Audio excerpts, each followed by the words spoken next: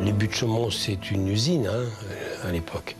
Le samedi, une émission de Guy Lux, samedi après-midi, qui est en direct. Il y a Pierre Perret qui en est l'invité. Il y a aussi Sylvie Vartan qui est dans les parages. Sur un autre plateau des Carpentiers, il y a France Gall. Et puis il y a le plateau des Rendez-vous du dimanche avec Rémi Grimbach, le réalisateur. Et comme Guy Lux faisait une émission en direct le samedi après-midi, il nous fait envoyer chercher par un de ses assistants pour qu'on aille parler de Claude. Eh bien, nous sommes tous frappés au Buttes Chaumont d'une chose horrible. Notre ami Claude François est mort. D'ailleurs, à côté de moi, nous sommes sans voix. Il y a Michel Drucker qui l'attendait, ainsi que Sylvie. Et Pierre Perret est à mes côtés. Enfin. Guy Lux est égal à lui-même. Il est dans une circonstance aussi dramatique. Il réussit à être théâtral un peu. C'est vrai qu'il était touché et qu'il était sûrement ému aussi, mais il n'a pas pu s'empêcher presque d'en faire trop, quoi.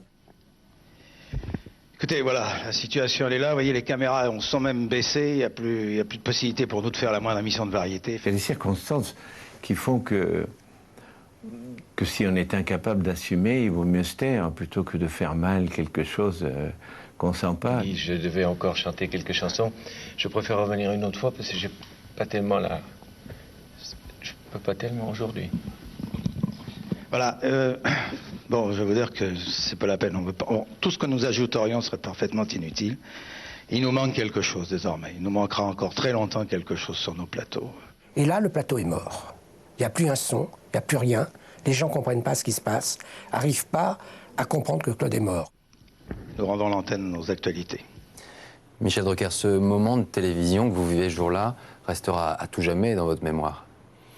Ah oui, oui. Moi, presque 30 ans après, il n'y a pas d'émission, de semaine où je ne pense pas à Claude. Il y avait Sylvie était là, il y avait Pierre Perret, il y avait France Gall sur un autre plateau, au Buttes Chaumont, et on ne comprenait pas, quoi. Si on vous voit si ému, c'est aussi parce que c'était quelqu'un de plus important, on va dire, qu'un invité comme un autre. C'était vraiment quelqu'un de particulier pour vous. J'avais un rapport particulier avec lui, c'est vrai. Je ne faisais pas partie de sa cour, je me couchais trop tôt, il se couchait trop tard, mais on savait exactement qui était qui. Vous aviez mesuré le choc qu'allait être l'annonce de sa mort auprès de ses fans, parce que c'était pour la première fois quelqu'un qui avait une relation si particulière avec ses fans en France. Ah, c'était fusionnel, quoi. C'était charnel, c'était physique, quoi. C'était voilà. Et je suppose que le seul équivalent dans le monde, ça a dû être Presley aux États-Unis ou James Dean. Claude ne plaisait pas seulement à un public de minettes, il plaisait à la France entière. 3 générations de Français aimaient Claude, la plupart l'avaient jamais vu sur scène. Il était très bon chic, bon genre, hein. Il était considéré comme un petit gendre idéal. Il était très clean, Claude, hein. C'était quelqu'un qui avait une vie très, très régulière, pas déjanté du tout, sportif, un cœur d'athlète, fumait pas, buvait peu, surveillait sa santé. Non, c'était quelqu'un de totalement décalé, quoi. Il se couchait tard, certes, mais il dormait beaucoup.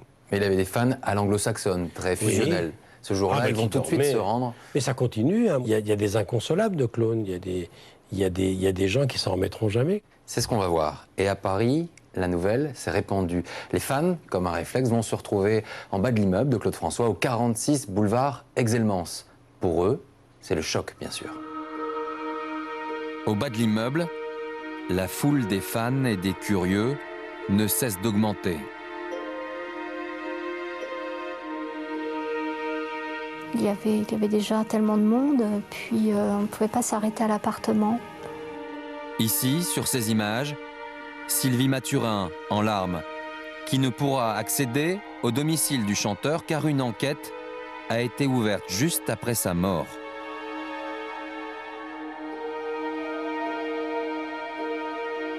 On a eu tout de suite la police, et avant que les proches arrivent.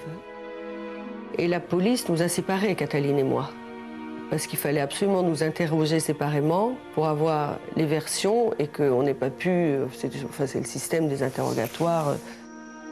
Les inspecteurs ont déjà posé des scellés.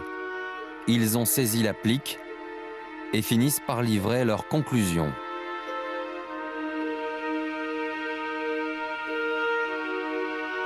L'expertise l'a prouvé, démontré. Les fils ont été usés, et donc il y a eu le contact direct avec l'électricité alors qu'il n'était pas encore sorti du bain. Claude François est donc bien mort, électrocuté.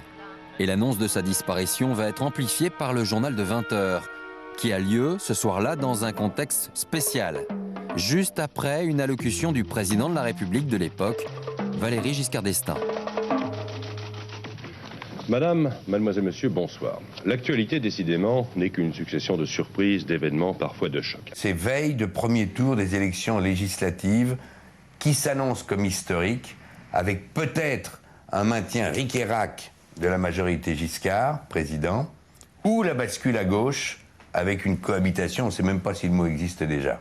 Ainsi, ce soir, ce journal de 20h aurait dû commencer par ce grand problème qui enfièvre la France depuis 6 mois. Je veux parler des élections législatives qui ont lieu demain. Mais à 16h10 cet après-midi, un premier télégramme nous est parvenu. 4 mots sur une dépêche pour nous apprendre que Claude François était mort.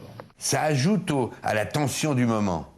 Non seulement il peut y avoir le chaos annoncé par Giscard, une bascule historique préconisée et prédite par François Mitterrand et ses alliés communistes, mais en plus Claude François est mort. Décidément, on ne sait pas où on va.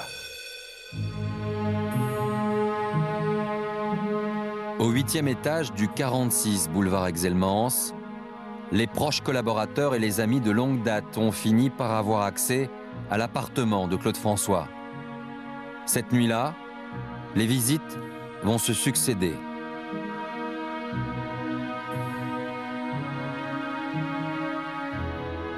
Kathleen m'a ouvert la porte et puis elle m'a fait rentrer dans l'appartement. Elle me dit viens, come, but be strong. Claude était couché.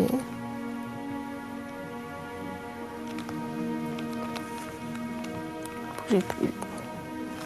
Je l'ai vu calme comme je ne l'avais jamais vu, endormi. Et j'ai pas du tout ressenti la mort. Comment on peut l'expliquer, je sais pas. Je me disais, dans un moment, il va faire un bond, il va me dire c'était une blague. Je t'ai fait une blague.